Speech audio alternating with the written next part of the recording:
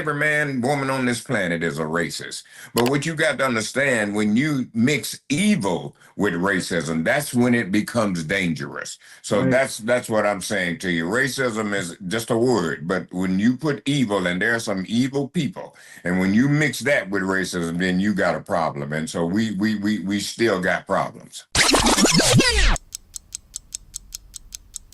Before we get out of here this week, guys, I do want to bring up something that Bret Hart said concerning Hulk Hogan after his passing.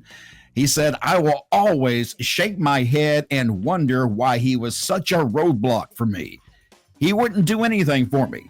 And he made sure, and I know this is a fact, he made sure that when I was in WCW, he made sure that they didn't do anything with me. Don't do anything with him, just leave him." End quote. Bill, here, Bret Hart has a hard time saying nice things. I just, he's a nice guy, but for whatever reason, whenever he gets commented in the media, it always seems kind of a negative. I'm going to go out and say two words that I rarely ever say, but no comment. Well, let me ask you this. Were you surprised by the comment? No, because Bret is extremely outspoken. He says what's on his mind.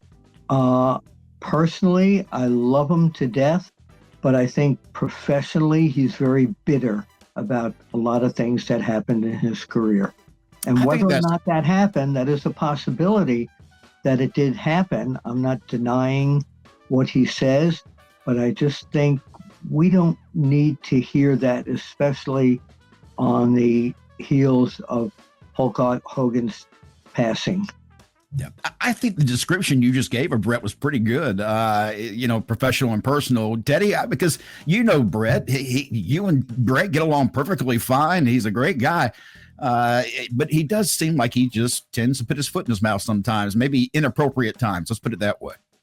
Well, Bret's gonna be Bret. So that's just the bottom line. Bret's a hell of a nice guy. What a great guy. I mean, anytime I'm on a signing or something, and if I know he's there, I'll go out of my way to go over and speak and talk to him. So Bret's just gonna be Bret. That's all I can tell you. He's outspoken, and I think a lot of people kind of get I got a little heat with a lot of people now because I became outspoken. You know what I mean? But it's time, you tell the truth. So that's all I can say.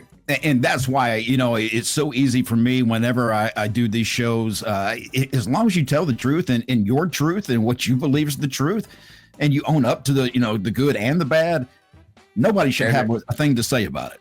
No, because we all have that right. And like I said, a lot of people, they, talk about the racism and all that. Every man, woman on this planet is a racist. But what you got to understand, when you mix evil with racism, that's when it becomes dangerous. So that's what I'm saying to you. Racism is just a word, but when you put evil, and there are some evil people, and when you mix that with racism, then you got a problem. And so we still got problems. Bill, real fast, and then I promise we'll leave. Today, news broke. Actually, just this morning, the day that we're recording this show right now, that WWE is going to be going to ESPN with their major PLEs at a cost of only $30 more per month to watch those shows. Now, there's a lot of confusion about that. As of now, people are still not quite sure how that shakes out. Let me say this.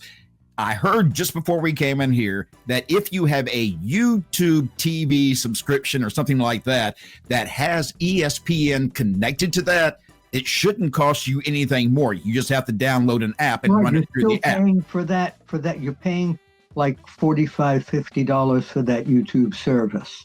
Correct. So, that service, if you're already paying for it, you're not going to pay extra when they go to ESPN, as long as ESPN is a part of your package. They're streaming package, correct? The streaming package, yeah. Not confusing. Regular ESPN, but we're talking about the streaming ESPN platform. So now you got people who are on Peacock, and the question is, what happens with that channel? For a lot of people to probably get tossed to the side and given up to go to ESPN. But at $30 a month, if you don't have it as a part of your subscription package, $30 more per month. for a subscription service just to watch, I think they said 11 PLEs, 12 PLEs a year. I don't know about that. Does that bother you cost-wise, Teddy? Go ahead. I'm sorry. Well, I mean, it really don't bother me because I ain't going to be paying it. So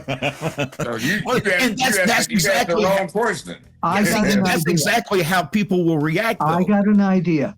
We split it 3 ways. I'll get it. You guys reimburse me, and I'm not going to give you one dime. I ain't gonna give you nothing. Listen. I'll put it on my cell phone while I'm watching, and you can watch along with me. No, thank you. I hate to see the changes constantly because a lot of people had a hard time cutting from cable. And Bill, have you even stopped? Are you still on cable, or are you still on Comcast? Yes.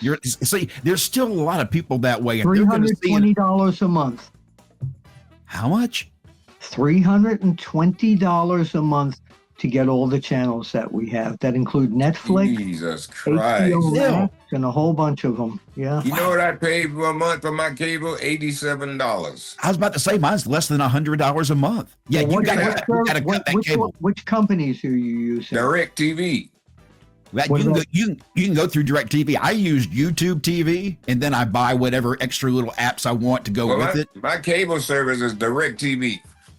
Yeah, mine is Comcast, and we have the whole package. Well, you should at $300 a month. You should have the whole package. Yeah, you should have somebody coming over and delivering it in person to you on a nightly basis. Yeah, they should be bringing you. They should be bringing you dinner. Yeah, man. You're right. I'm dancing around other things, but we'll leave it at that. All right, guys. No, actually, what it is, it's the Comcast Triple Play. It's TV, internet, and phone. That's still a lot of money, though. Yeah, man. That's because before I went to YouTube TV, we had DirecTV satellite coming into the house, and when I saw the price, I was paying $200-something a month for that, and I was like, no, I can get YouTube TV for $69.99. Why would I want to, pay all that extra money? Well, I have people in my household here who I think would have an issue switching from. Well, it's a little difficult because if you use the route like I do, you got to go through different apps to go watch different shows, and it can be a little bit of a pain in the ass at times. And you have to buy you need to buy a smart TV. I still have 3 stupid televisions. Yeah, anybody that buys these things is about stupid too. So, because they keep changing year after year. They don't cost though, but they don't cost much. No, you get them at Walmart. They're real cheap now. Yeah, man. Look, I remember when plasma screens came out, and you were paying $1,500, $2,000 for just a small TV back then. Now you can go out and buy for $200 or $300, like you say. You can get a huge screen TV for your 50-inch. Yep. The bottom line is that TKO, since they now have acquired WWE, they're a big business, and they're going to keep trying to bring. It's all about the dollar. And one other thing I want to bring up that nobody has talked about yet at all online on the internet is, remember, WWE is not doing any more spot shows, correct? Correct. My prediction is, if you look at the schedule for NXT now, NXT is going to take that void over and become the house show arm of WWE. I don't know how that would work, really. I don't think they're doing it already. They're doing it already. They're running house shows. Are they running house shows they're sold out? On the weekends, they're running shows on Fridays, Saturdays, and Sundays. It's giving the wrestlers, the workers, a chance to be like in a territory and learning before they go up to the main roster. No, I agree. I think that's great for them. And I hate to hear even the main rosters not doing, house shows. They should still be doing at least 1 or 2 a week, I would think, because that's a great way to go through certain matches. I remember over time. They're going to Europe. They can't do it. I just don't think NXT, for a lot of wrestling fans, NXT is an unknown. People know who's in WWE. They don't really know those in NXT. I don't agree with you there. People know who's in NXT. Well, who's the champion in NXT? I don't know. Who's the tag team champions? Over You can, Feeney, like I said, they know who in it, but I don't watch it, so I don't know who the champion is. That's my point, though. If you don't watch it, you don't know. So when they come through town, are they anything more than really an independent promotion with wrestlers nobody's heard of? But they might not. But the fans are not me. They're not like me. They look at this a whole different way. right? Over Feeney is their champion. If I'm pronouncing that right, they've got Trick Williams. The Undertaker has become Of course, part of you their would time. know. Huh? Well, I said, of course you would stays know. on top of it. Bill stays man, right on top of it. I can't watch that many shows. It's just too hard. I for me. have the interest. I can't either, but that's why, again, the internet, if I miss it 1 week to keep up on it, I'll look at the sites that just do results and talk about it, and I can keep up with it that way. But it's a great idea, in my opinion, since the stars now aren't doing spot shows and they're going all over the world. What are we doing with the spot shows? Well, let's run NXT as this is what I think they're going to do. I don't know it for sure, but it looks like it. I'll say this. If there's a company that I'd like to see go out and start doing a lot of house shows and really making a round in the territories, TNA right now, I think, is on fire. They've got a lot of great talent in TNA, and there's even a working relationship between them and WWE. So now I tell you what may work if they combine TNA and NXT together and blend them.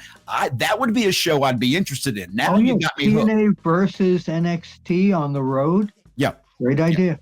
Yeah. All right, guys, we're out of time, way over time. I'm Mac Davis. That's WWE Hall of Famer Teddy Long, and of course, pro wrestling journalist, Angry Apter. And Bill, and what you're gonna do when the memory of the Hulkster runs wild on you, brother?